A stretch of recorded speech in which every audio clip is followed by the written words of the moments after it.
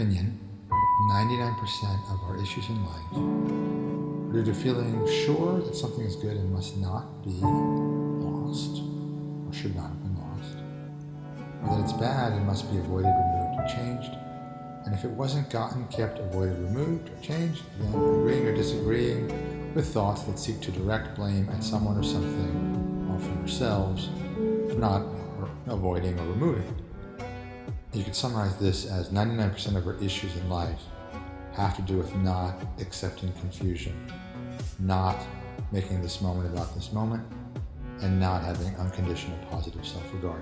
Because if you aren't practicing unconditional positive self-regard, if you aren't making this moment about this moment, and if you aren't accepting confusion, then you're going to be sure something is good and you shouldn't lose it, or that it's bad and you have to get rid of it, or you want to blame for whatever lacks the power to do that, which is usually ourselves.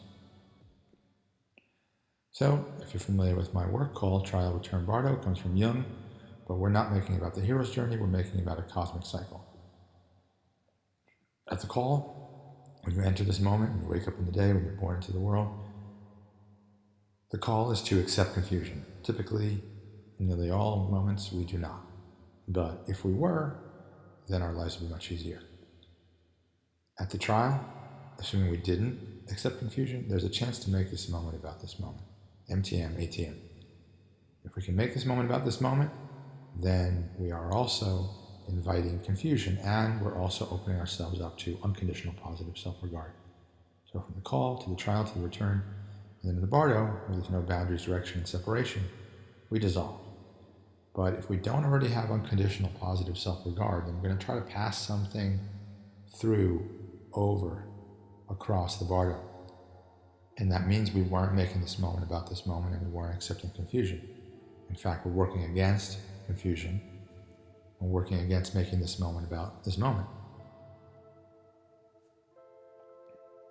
So plans, predicting, judging, seeking control, PPJSC, can be interrupted at the call, the trial, or return. So if you accept confusion, you can stop PPJCS. If you make this moment about this moment, you can stop PPJCS.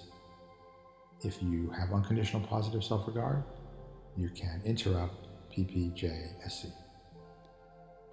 So how do we break planning, predicting, judging, seeking control? If it's at the call, it's by accepting confusion. If it's at the trial, it's by making this moment about this moment. If it's at the return, it's unconditional positive self-regard. You might say, how do I know which one I'm at? It doesn't matter.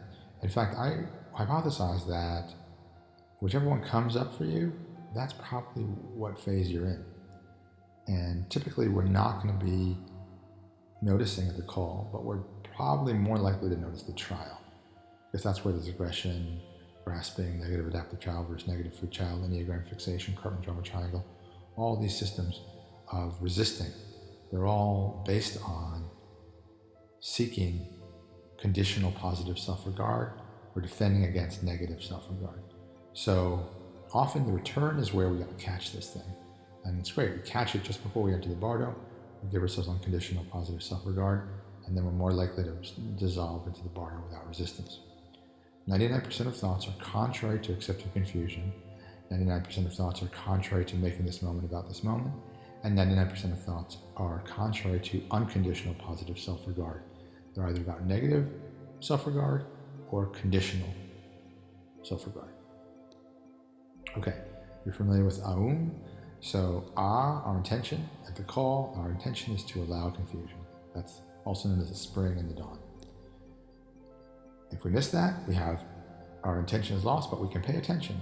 Is there an ooh I want or ooh I don't want? That's the trial, also known as the summer and the day. That's where if we see desire, ooh, or aversion, ooh, then that's the opportunity to say, making this moment about this moment. So if we miss the intention and we miss the attention, then what is our attitude? Our attitude, also known as the return, fall, dusk. That's where the opportunity comes for unconditional positive self-regard. You can also call it cold, curious, open acceptance and love. So our attitude, if we save ourselves at the attitude that even if our intention wasn't to accept confusion, even if our attention was not making this moment about this moment, if we give ourselves that unconditional positive self-regard, this forgiveness, as we enter the bardo, you'll notice the circle for bardo is empty because there is silence. No space, no time, no energy, no matter. Or that may be summarizing it. It's basically not, it's all continuous, non-differentiated. Okay, so this chart, I've gone through it a few times, I just rush it. So it's important though. Do you think you know who you are? If you think you know who you are, and you like who that is, then you're glad. And that's why everyone's striving to know who they are and like who they are. That's why we're looking for that conditional positive self-regard. That's why we're not making this moment about this moment, because we're craving that idea of liking who we are.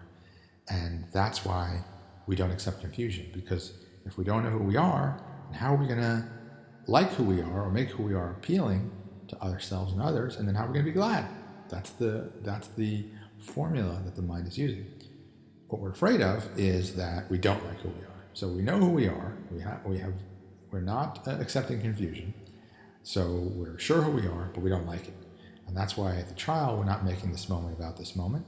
And that's why it's so important at the return to invite unconditional positive self-regard, because you're contradicting those thoughts that say, I know who you are, I know who I am, and I don't like it. But there's a bottom row to this chart. So if you think you know who you are, we have positive, glad, mad. If you don't know who you are, and you don't need to know who you are, or you realize you can't know who you are, you can be glad.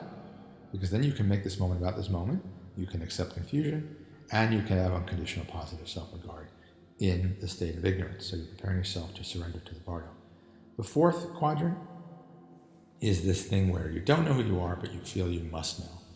And that can create frustration because you don't want to accept confusion, you don't want to make this moment about this moment, and you typically want to know because you're having conditional positive self-regard or actually negative self-regard based on the fact that you don't know who you are. For the mind, that's a very scary place.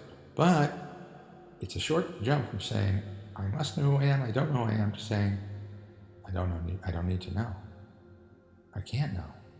And that can come with accepting confusion. It can come with making this moment about this moment, or it can come with unconditional positive self-regard. And so we want to be in that lower left quadrant there.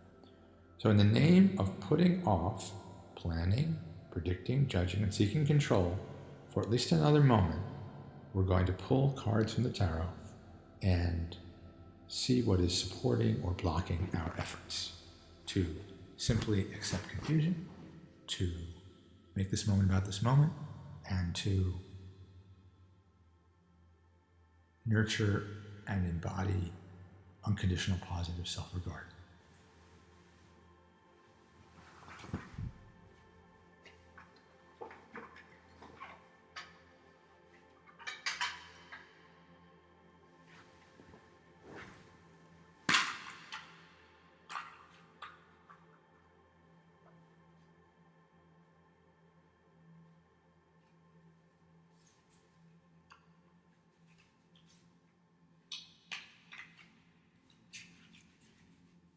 Okay, so in the name of putting off, planning, predicting, judging, seeking control. The reason I say putting off is because we're not claiming we're never going to do it. We're just saying, I'd like to nurture this acceptance of confusion, at least in this moment. And the card that supports me or shows it blocking me in that acceptance of confusion is Wheel of Fortune.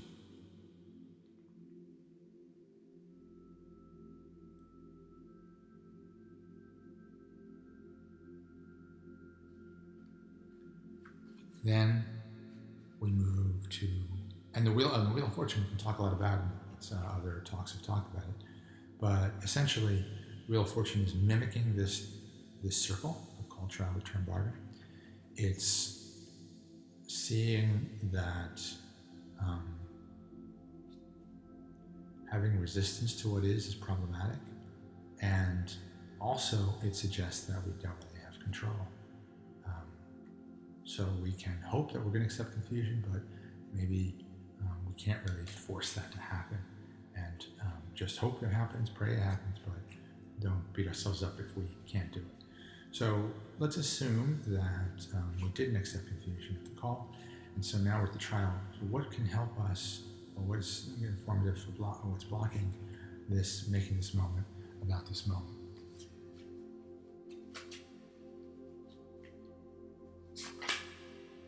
And here we get the Nine of Wands. Nine of Wands is very suspicious.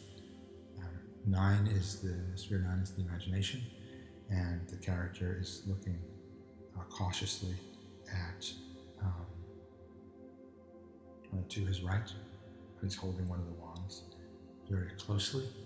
And so when we feel suspicious, it's very hard to make this moment about this moment, because we're on the defensive. We're worried about what is happening. The wands are also stacked vertically, and so this may have to do with a desire to find our way back up to Sphere 1, and yet being pulled downward to Sphere 10. In Sphere 1, this moment is always about this moment, because this moment is eternal. But in Sphere 10, we have the illusion, at least, the experience of linear time. So it's very hard to make this moment about this moment. So if we try to move our energy upwards, or invite the energy to move upwards to Sphere 1, then we may begin to just simply surrender and make this moment about this moment. Okay, so finally, unconditional positive self-regard at the return. If you have a critical inner voice, the question is, what card would help me? What card would help me address that, or what card is indicative of what's blocking unconditional positive self-regard? And the card is Seven of Pentacles. This is a very ponderous figure. 7 relates to Sphere 7, which is the individual, negative free child, rebelling against convention. And if you look at the pentacles in the bush, they're all representing the right side of the tree of life. And it's a ponderous card. And so, and as a young man. So often our challenge with unconditional positive self-regard has to do with the dynamic masculine not being able to break away from static feminine. This has to do with a mother who's into smothering or giving conditional love as a form of manipulation. And so to feel compassion and empathy for yourself is conducive during the return to find unconditional positive self-regard. Again, 99% of thoughts are contrary to accepting confusion, making this moment about this moment, and unconditional positive self-regard. So we'll just end with this concept of tamas, rajas, and sattva. It comes from Hinduism.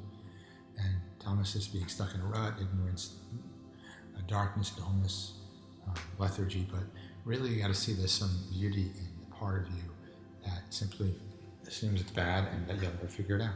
It's trying to save you from wasted effort. It has an adaptive quality. Rajas, there's some beauty in saying I can, or I have figured it out. That's the ego, that's activity, that's passion, it's aggression. It's not sustainable, but it does move you out of that negativity that can be part of tamas. And then sattva is seeing beauty in saying I have no need to figure it out. I can allow confusion. I can make this moment about this moment, even if this moment is tamasic or rajasic. And with unconditional self-regard, you bring sattva into the tamas and the rajas. It's being receptive to any tamas and rajasic claims, whether they're conscious or subconscious.